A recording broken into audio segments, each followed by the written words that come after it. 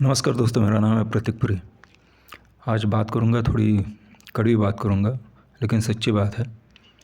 और ये बात है ज़्यादातर दिमाग धुले अंधभक्तों के लिए। अब दिमाग धुले का मतलब क्या होता है वो भी पहले बता देता हूँ। दिमाग धुले यानी ब्रेन वॉश, और दिमाग की धुलाई यानी ब्रेन वॉशिंग। तो बात है इन लोगों की जिन्होंने आजकल एक गलत सलत नैरेटिव फैलाना शुरू कर दिया है। जब भी ये लोग हिंदुत्व, हिंदू राष्ट्र की बात सुनते हैं, तो राम की बात सुनते हैं, तो बिल्कुल उछल कूद मचाने में लग जाते हैं।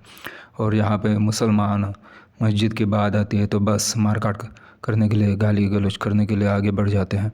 तो इन लोगों के लिए कुछ बातें हैं, सोचने वाली बात है। बस ध्यान से सुनिए और उस पर गौर कीजिए, अमल कीजिए, उस पर विचार कीजिए। तो एक नैरेटिव यहाँ पे चल रहा है वक्फ बोर्ड के बारे में। वक्फ बोर्ड यानी जिनके मुसलमानों का एक बोर्ड होता है, जिनके मस्जिद और बाकी प्रॉपर्टीज़ के अंतर्गत कई सारी ज़मीन हैं। तो एक नैरेटिव ऐसा चल रहा है कि इन लोगों के पास पाकिस्तान से भी ज़्यादा ज़मीन है भारत में, और एक पाकिस्तान यहाँ पे कांग्रेस ने तैयार करके रख दिया है और उसके तरफ किसी का ध्यान नहीं है। अभी इन लोगों के लिए कुछ जानकारी है जो कि आसानी से इंटरनेट पे मौजूद है, लेकिन ये कभी अपने दिमाग का इस्तेमाल करते नहीं, इसलिए बता देता हूँ। पाकिस्तान का पूरा एरिया है लगभग 9 लाख स्क्वायर किलोमीटर।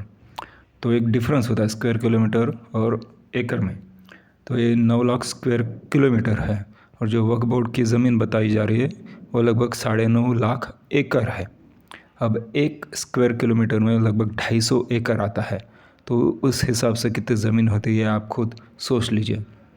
और ये भी बताना चाहूँगा कि भारत की पूरी भूमि है, ज़मीन है, वो लगभग 32 लाख स्क्वायर किलोमीटर है। और दूसरी बात, जब भी भारत में हिंदू मुस्लिम की बात होती है तो हमें एक बात भूल जाता है कि भारत में मेजॉरिटी है हिंदुओं की, और लगभग 80% के करीब है, और मुस्लिम लगभग 14 या 15% है। तो मान लीजिए कि मुसलमानों से ज़्यादा हिंदुओं की संख्या है 5 गुना से ज़्यादा। तो जो भी बात होंगी इस देश में मुसलमानों की, तो उस तुलना में हिंदुओं की बात होंगी 5 गुना ज़्यादा। तो अब ये वक्फ बोर्ड की बात की है, तो अब ज़रा हिंदू बोर्ड की बात कर लेते हैं। हिंदू मंदिर जो है हमारे देश में, पूरे देश में फैले हुए हैं, तो उनके पास कितनी ज़मीन होगी। कैग की report, controller and auditor general, जो कि भारत संस्था का है, भारत सरकार का है, उसकी एक जानकारी के अनुसार सिर्फ आंध्र प्रदेश, तेलंगाना और ओडिशा, इन 3 राज्यों में, सिर्फ 3 राज्यों में 10 लाख एकड़ ज़मीन हिंदू मंदिरों के पास है। और बाकी भारत की आप जानकारी निकाल लीजिए। मैंने जैसे कि कहा कि 5 गुना ज़्यादा है, तो इस हिसाब से 50 लाख एकड़ से भी ज़्यादा ज़मीन हिंदू मंदिरों के पास होंगी। तो उसके बारे में क्या, ये क्या बेकार की बातें लगा रखी है। दूसरा नैरेटिव फैला रखा है उन लोगों ने, मिथुन चक्रवर्ती ने, कि किसी ने कहा कि कोई हमें मार देगा, मुसलमान नेता ने कहा कि कोई अगर हमें मार देता है हिंदू, तो हम उनके इत्याद में मार देंगे और उनको फेंक देंगे कहीं नदी में। तो मिथुन भाई कहते हैं कि हम भी वैसा ही करेंगे, जो चाहे करना। वहाँ पे अमित शाह रहते हैं डायस पर, स्टेज पर, और कोई वो हंसते रहते हैं। एक देश का गृह मंत्री है जो ऐसी बातों पर हंस रहा है। उसे चाहिए कि वो मिथुन चक्रवर्ती को भी रोके और उन लोगों को भी रोके जो ऐसे बात कर रहे हैं। लेकिन ऐसी बातें होती क्यों हैं। अंग्रेज़ी में एक कहावत है, call a dog a bad name and kill it. मतलब कुत्ते को आप बोल दो कि वो पगलाया गया है, वो बेकार है, वो भड़का हुआ स्वभाव का है और लोगों के लिए परेशानी करता है, और ऐसा कहकर उसे मार दो। तो ये बात ये हिंदुत्ववादी आज के ज़माने में कर रहे।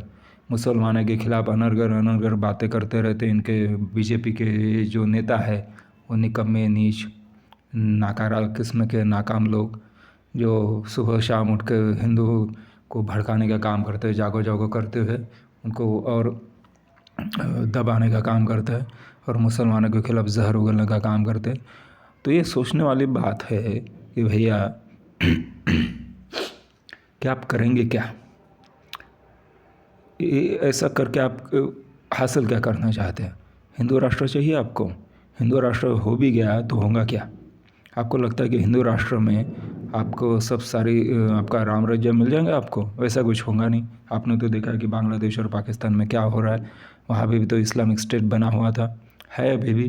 और वहाँ के लोगों की कौन सी हालत है, वहाँ कौन सी जन्नत आ गई है, वही जहन्नुम से ज़्यादा बेकार परिस्थिति है वहाँ की। वहाँ के लोग यहाँ आना चाहते हैं। और अगर हिंदू राष्ट्र यहाँ पे हो गया तो ये क्या करेंगे? मुसलमान को ठीक है, सारे मुसलमान निकाल दो, बाहर भेज दो उनको, दुनिया में जहाँ जाना है उनको भेज दो। उसके बाद लगता है कि सारे हिंदू अच्छे से प्यार मोहब्बत से मिलकर रहेंगे। 6-7 हज़ार जातियाँ है हमारी, सब बटे हुए हैं। ऊपर से ये 4 प्रकार के श्रेणियाँ हैं, ब्राह्मण है, क्षत्रिय है, शूद्र, वैश्य और अस्पृश्य, दलित, वो भी तो है। और आदिवासी वो अलग से है। तो उनके साथ क्या है, प्यार मोहब्बत से रहने वाले हैं लोग? कभी नहीं रहेंगे।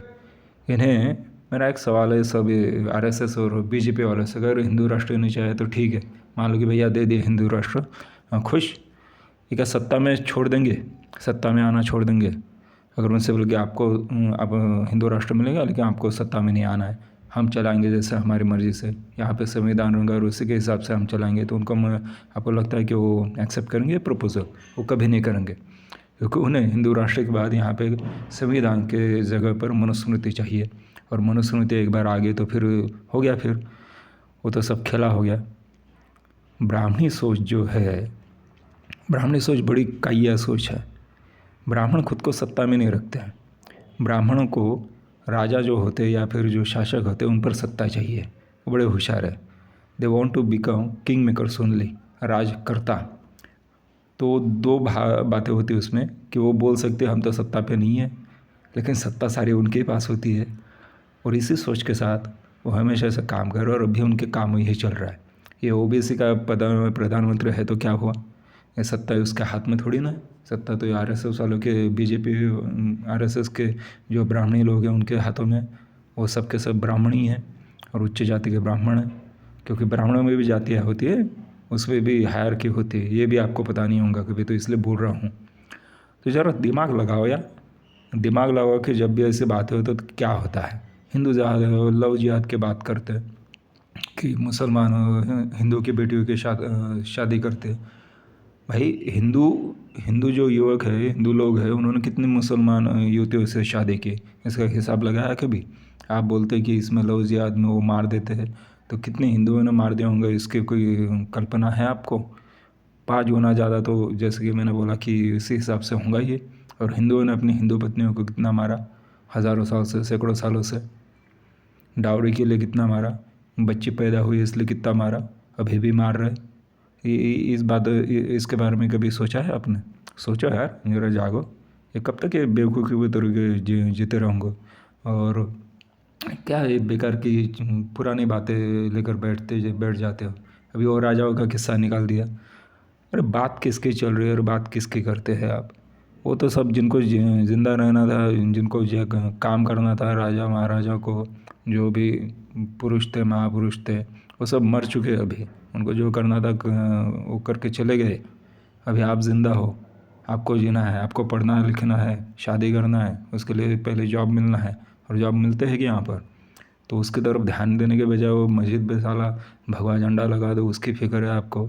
और कावड़ी चलाने की फ़िक्र है, जय श्री राम के नारे बुलवाने की फ़िक्र है लोगों से ज़बरदस्ती। मुसलमान को गाली देने की सुबह शाम वही आदत है। तो इससे मिलने वाला है कुछ? और राम राज्य क्या आने वाला है यहाँ पे, टपकने वाला है धरती पर, ज़मीन से निकलने वाला है या आसमान से टपकने वाला है? इसके बारे में सोचना शुरू करो यार। वो काला धन जो था स्विट्ज़रलैंड के बैंक्स में, वो आपके प्रधानमंत्री ने बोला था जो झूठ बोलने का सरदार है, झूठों का सरदार, हर बार झूठ बोलना, झूठ बोलना, झूठ बोलना। अब इतना झूठ बोल रहा आदमी कि साला झूठ को शर्म आते होंगे उसके साथ उसका नाम लगाया जाता है। तो उसने बोला था कि 15-15 लाख मिलेंगे सबको, मिले अब तक? या आपने अपना सारा दिमाग वहाँ पे जमा कर दिया? हाँ, सोचोगे कब? ये गुलामी, ये मानसिक गुलामी है इस, और ये सिर्फ मानसिक गुलामी नहीं रहती, ये दिमाग को खाली कर देती है, ख़त्म कर देती है इंसान को। मानसिक तौर पे विकलांग बना देते हैं और शारीरिक तौर पर भी विकलांग बना देते हैं। सुबह शाम 24 घंटे भी हिंदू मुसलमान का झगड़ा। दिमाग ख़राब नहीं होता आपका? दिमाग में दही नहीं जमता आपके? कभी कभी कभी सोचा है क्या इस बारे में? सोचो यार, ज़रा शांति से बैठकर सोचो कि इससे कुछ भला होने वाला क्या है हमारा। आखिर ये आज आपका देश है, आप इस देश के मालिक हो। ये नेता लोग नहीं हैं। ये नेता लोग चुनाव में आते और कुछ भी बातें बोलकर चले जाते। वो 15 लाख का जुमला हो या बाकी कुछ भी जुमला हो, वो बोलते हैं कि चुनाव के वक्त बोल दिया हमने, उसका ज़्यादा सीरियसली नहीं लेना चाहिए। यानी ये लोग चुनाव को सीरियसली नहीं लेते, और उससे भी ज़्यादा ये आप लोगों को, वोटर को सीरियसली नहीं लेते हैं। उनके लिए इसका कोई मूल्य नहीं कि आप वोटर हो। इसका उन इलेक्शन का कोई मूल्य नहीं है। ये बस उनको सत्ता चाहिए, इसलिए वो आते हैं। अगर वो भी प्रोसेस निकाल दिए तो वो आएंगे भी नहीं आपके पास। तो आपको समझना चाहिए कि जो लोग आपका अपमान करते हैं, आपके वोट का अपमान करते हैं, इस इलेक्शन का, इस चुनाव प्रक्रिया का, इस लोकतंत्र का अपमान करते हैं, उनको आप कैसे मानते हो? और उन्हीं के हाथ में सत्ता दे तो उन्हीं को सर पे बिठा देते हो। सोचने वाली बात है कि आप ऐसा क्यों कर रहे हो? कौन सी मजबूरी है?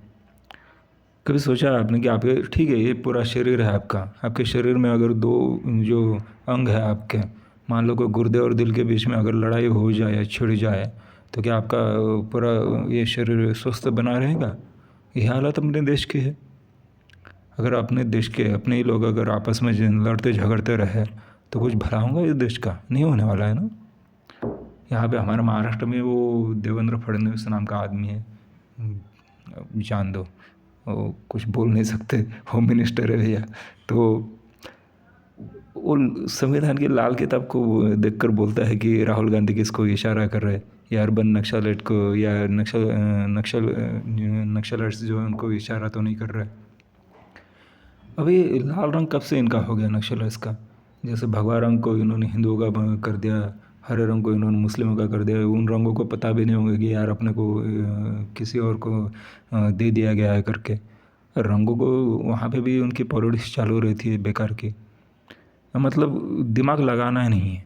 और ठीक है, ये दिमाग नहीं लगाते या फिर लगाना नहीं चाहते जानबूझकर क्योंकि उनको सत्ता चाहिए। आपका क्या आपको सत्ता में भागीदारी मिल रही है उसमें? कुछ आपके घर में कुछ राशन पानी आ रहा है उसके बाद? ये सोचने वाली बात है ना। ये कब कब सोचेंगे आप? और अंधभक्त अगर मैं कहता हूँ आपको तो बुरा लगता है, तो बुरा लगने वाली बात है, तो ज़रा उस पर गौर करने वाली भी बात है कि ऐसा क्यों कहते हैं लोग। मैं नहीं, बहुत सारे लोग कहते हैं। आपको अगर ऐसा लगता है कि आपकी मेजॉरिटी है और हमारी नहीं है, तो ऐसी बात नहीं है। ये बस खेल है सत्ता का, और शासकीय जो भी है इनकी यंत्रणा है उनके हाथ में है, सत्ताधारियों के, बीजेपी के हाथ में, इसलिए वो चुनाव जीतते हैं। लेकिन वो एक्सपोज होने वाले हैं कभी कभी, और जिस दिन एक्सपोज हो जाएंगे उस दिन सबसे ज़्यादा नुकसान उनका नहीं होने वाला, आप लोगों का होने वाला है।